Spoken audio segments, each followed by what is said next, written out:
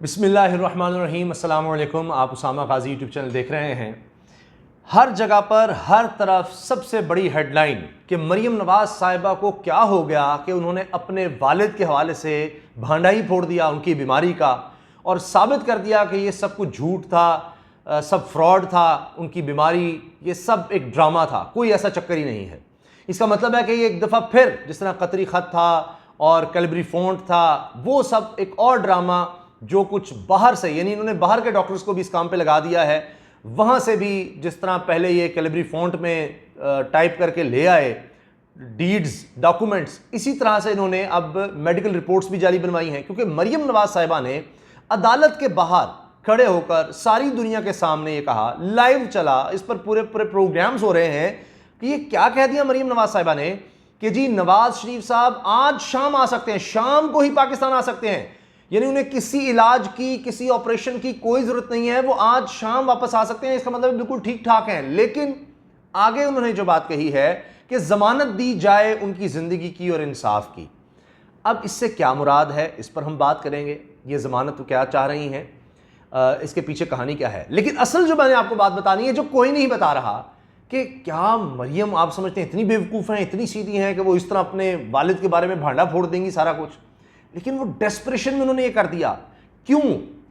हमजा शहबाज और शहबाज शरीफ का इस सब में क्या ताल्लुक है? स्टेटमेंट में क्या वजह है कि मरीम ने सब कुछ किया, ये सब कह दिया?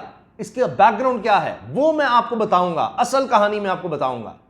लेकिन पहले हम इस स्टेटमेंट पर गौर कर लेते हैं, क्योंकि अदालती कार्रवाई थी और नवाज़ शरीफ साहब तो हैं ही नहीं, उनके बगैर ही कार्रवाई चल रही है। उसमें आज़म नज़ीर तारड़ साहब भी पेश हुए और उन्होंने भी अदालत की मुआवनत की। और एक वक्त पे तो अदालत ने कहा कि जी आप अदालत के मुआविन हैं, आप नवाज़ शरीफ ने इशारतन कहा कि नवाज़ शरीफ के वकील ना बने। बहरहाल अब उसमें ये चल रहा है कि असल में ये चाह ये रहे हैं कि किसी तरह से ये केस ना चले और 2023 का इंतज़ार कर रहे हैं। 2023 का इंतज़ार क्यों कर रहे हैं? वो बस कुछ बातें आप नहीं कर सकते क्योंकि पाबंदियाँ होती हैं और उसमें बाज़ मामले ऐसे होते हैं कि फिर वो आपके लिए, या ये समझिए कि गैर ज़िम्मेदारी का मुजाहरा होता है। कानून उसकी इजाज़त नहीं देता, इदारों का हमें एहतराम करना है। मैं आपको ये ज़रूर बता देता हूँ कि इफ्तिखार चौधरी के दौर में ये हुआ कि कानूनी तौर पर दुनिया के कानून में है, एक टाइम बार्ड का एक कॉन्सेप्ट होता है कि जनाब कोई भी केस है, जब उसका फैसला हो जाए तो दोबारा वो केस नहीं खोला जा सकता, या एक मुद्दत होती है कि उसके अंदर अंदर आपने अगर उसकी अपील की है तो ठीक है। यानी किसी की 2 साल होगी, मुख्तलिफ केसेस की मुख्तलिफ होती है, तो कानून में दर्ज है किसी 2 साल 4 साल 5 साल या इस तरह। लेकिन दुनिया की तारीख में, पाकिस्तान की तारीख में सिर्फ नवाज शरीफ के लिए हुआ कि जनाब उनके केसेस सब खत्म हो चुके थे, बंद हो गए, कोई अपीलें नहीं। इफ्तिखार चौधरी है, उन्होंने वो सब कानून साइड पे किए। उन्होंने कहा जी नवाज शरीफ को जो सजाएं हुई, जो केसेस हुए वो सब गलत थे।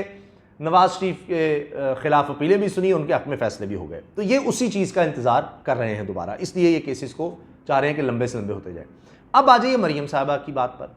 मरीम साहिबा की स्टेटमेंट क्यों इतनी अहम है, क्यों हर जगह ये सबसे मेन हेडलाइन है, क्यों इसी पर डिस्कशन हो रही है, इसी पर प्रोग्राम्स हो रहे हैं? उसकी वजह यह है कि मुसलसल ये बिल्ड किया गया। मैं आपको यानी इसमें दर्जनों बल्कि सैकड़ों बयानात हैं कि नवाज शरीफ की जान को खतरा है। नवाज शरीफ के शाहिद खाकान अब्बासी साबिक वज़ीर आज़म, वो कहते हैं कि नवाज शरीफ के 3 ऑपरेशन होने हैं, 3 ऑपरेशन होने हैं। और फिर ये कहते रहे कि जी चूंकि वबा की सूरत हाल है इसलिए ऑपरेशन नहीं हो रहे। ये सब कहते रहे, आप स्टेटमेंट ढूंढिए, अब तक एक ऑपरेशन नहीं हुआ। एक दिन नवाज शरीफ किसी हॉस्पिटल में एडमिट नहीं हुए। तो ये सब क्या हो गया? इसका मतलब है यहां भी जाली रिपोर्ट्स बनाई गई और वहां से भी जो भेजा गया वो डॉक्टर की जो भी मेडिकल रिपोर्ट कह लें, क्योंकि उसमें कोई टेस्ट तो साथ लगाए नहीं हुए, सिर्फ लिखा हुआ है, वो कह रहा है ये बीमारी है, डॉक्टर कह रहा है। और वो भी डॉक्टर वो वाले डॉक्टर हैं कि जो अमेरिका से जनाब सऊदी अरब चले जाते थे नवाज शरीफ के लिए। तो जाहिर है उनको कितना पे किया जाता होगा, क्या कुछ किया जाता था, आप सोचिए कि वरना अमेरिका के डॉक्टर तो वैसे भी बड़े अमीर हैं। तो वो डॉक्टर्स क्या लिख देते हैं कि जी ये शख्स बरतानिया से बाहर नहीं जा सकता, इसको पता नहीं क्या क्या बीमारियां हैं, इनको डिप्रेशन भी है, इनको हाइपरटेंशन भी है, इनको किडनीज का भी मसला है, इनको शुगर भी है, इनको दिल के भी मराज हैं और पता नहीं क्या क्या, मुसाने की बीमारी सारी, और ये तो बरतानिया से बाहर नहीं जा सकते। और उनके बारे में उनकी बेटी क्या कह रही है कि जी आज शाम ऐसे नवाज शरीफ साहब आज शाम को आ जाएंगे, लेकिन गारंटी दी जाए। गारंटी क्या है? जिंदगी की और इंसाफ की। मतलब ये कि हमारे लिए यूं समझ लें कि आइन में लिख दिया जाए कि जी शरीफ खानदान के किसी शख्स के खिलाफ रियासत पाकिस्तान में कोई मुकदमा नहीं चल सकता, इनको कोई पूछ नहीं सकता। जिस तरह नवाज शरीफ कहते हैं कि मेरी आमदन से ज़ायद अगर मेरे सासे हैं तो तुम्हें इससे क्या, ये उनकी स्टेटमेंट है, ये बातें ना की जाए।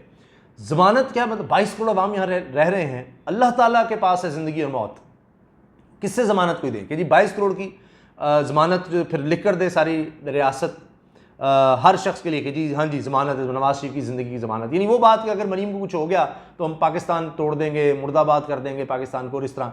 तो नवाज शरीफ की ज़िंदगी की ज़मानत और इंसाफ की ज़मानत, मतलब ये कि कोई केस नहीं चल सकता। और क्या, देखिए इंसाफ की क्या ज़मानत हो, ख्वाजा आसिफ की ज़मानत हो गई, अहद चीमा, फवाद हसन फवाद, आप जिसका नाम लें, आप देखिए ख्वाजा साद रफ़ीक, शाहिद खान अब्बासी, मिफ्ता इस्माइल, शहबाज शरीफ से बड़ी मिसालें। मैं तो नीचे आपको दूसरी दे रहा हूँ ना मिसालें।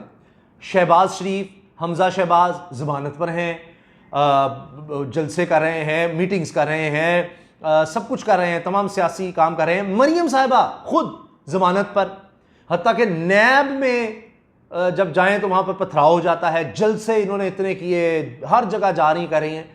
और आप किस तरह का रिलीफ चाहते हैं, और किस इतवार को भी अदालत लग सकती है, छुट्टी वाले दिन भी अदालत लग सकती है, एक ही दिन में अदालत लगती है, उसी दिन यानी एक ही दिन केस फाइल होता है, उसी दिन अदालत बैठती है, उसी दिन फैसला आता है, उसी दिन शहबाज शरीफ साहब को बाहर जाने की इजाज़त मिलती है।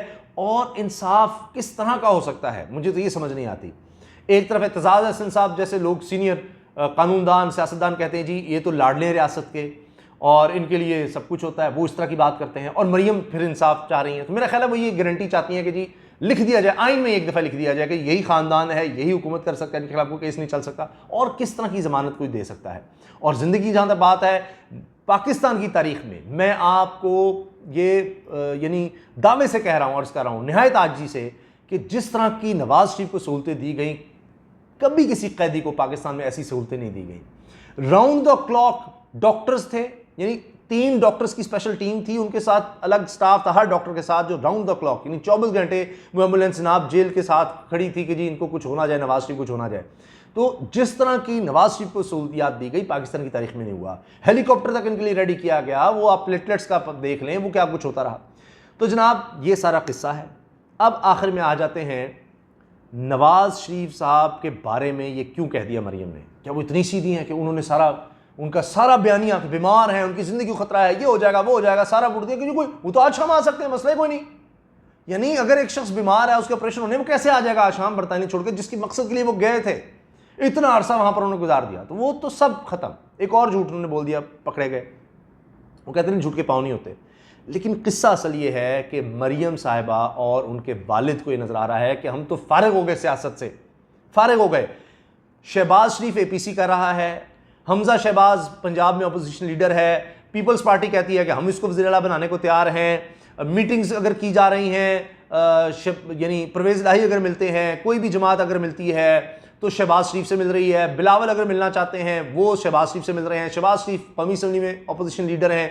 तो 2023 के इलेक्शन हैं, हमज़ा और शहबाज लड़ सकते हैं, मरियम और नवाज शरीफ तो लड़ नहीं सकते। तो ये तो हम 2023 में फारिग हो जाएंगे, हम तो काउंसलर भी नहीं बन सकते, तो ये तो सारा कुछ उधर चला जाएगा। तो मरियम साहब समझ रही है कि हमारा क्या होगा, जुनैद सफदर का क्या होगा, मेरे दामाद का क्या होगा। आने वाली नस्ल तो वो है जिसने आगे लेकर लेगेसी चलनी है, जिसने इक़्तिदार में आना है, उन्होंने वज़ीर आज़म बनना है, अब उनकी बारी है मेरे बाद। तो ये तो हमारी तरफ आना था। नवाज शरीफ को तो कुछ इस तरह से, जिस तरह मोहतरमा बेनज़ीर भुट्टो की वो वसीयत आई, तो इस तरह से कोई तौबा, अल्लाह ताला नवाज शरीफ को सेहत दे, लेकिन कोई इस तरह का मामला होता है तो वो मरियम साहब अपनी तरफ देख रही हैं। तो बहरहाल बात यह है कि अब आगे उनको नजर आ रहा है कि सारा काम तो शहबाज और हमजा ले गए हैं, तो इस वजह से वो कह रही हैं कि नवाज शरीफ तो आज शाम को आने को तैयार हैं। वो पैगाम दे रही हैं कि जिसने बात करनी है हमसे करे, जिसने रिलीफ देना है वो हमें दे, हमसे मुज़ाकरात करो, हमसे बातचीत करो, हमसे डील करो, हमसे NRO करो, हमारे साथ चलो, हमें कोई रास्ता दो। अगर थोड़ा सा भी कोई रास्ता दे दें तो नवाज शरीफ तो आज आ जाएंगे, ताकि ये सारी जो है, क्योंकि मरीम साहबा कहती हैं हम हुक्मरान ख़ानदान हैं, तो हुक्मरान ख़ानदान से हुक्मरानी मत छीनो। नवाज शरीफ आ जाएगा वापस, सिर्फ हमें थोड़ा सा एक रास्ता दे दो, हमें थोड़ी सी ढील दे दो, तो ये वरना छिन रही है, ये तो हमजा और शहबाज शरीफ ले उड़ेंगे सारा कुछ। ये वो वजह है, ये असल बैकग्राउंड है, ये असल कहानी है कि जिसकी वजह से मरीम साहबा ने ये कह दिया है कि नवाज शरीफ तो आ जाने को तैयार हैं, बल्कि उन्होंने दिन का भी नहीं कहा ना, आज शाम। तो ये असल कहानी है, ये असल बैकग्राउंड है। आपसे गुजारिश है, उसामा गाजी यूट्यूब चैनल आपका चैनल है, आपके ताबन से चलता है, इसको ज़रूर सब्सक्राइब करें। सबसे कहें कि इसको सब्सक्राइब करें, मुझे सपोर्ट करें, और वीडियो अच्छी लगे तो लाइक कर दें, बेल आइकन पर क्लिक करें ताकि हर वीडियो के बारे में आपको पता चल सके, और कमेंट्स में अपनी राय का इजहार ज़रूर कीजिएगा। अल्लाह हाफ़िज़। पाकिस्तान जिंदाबाद।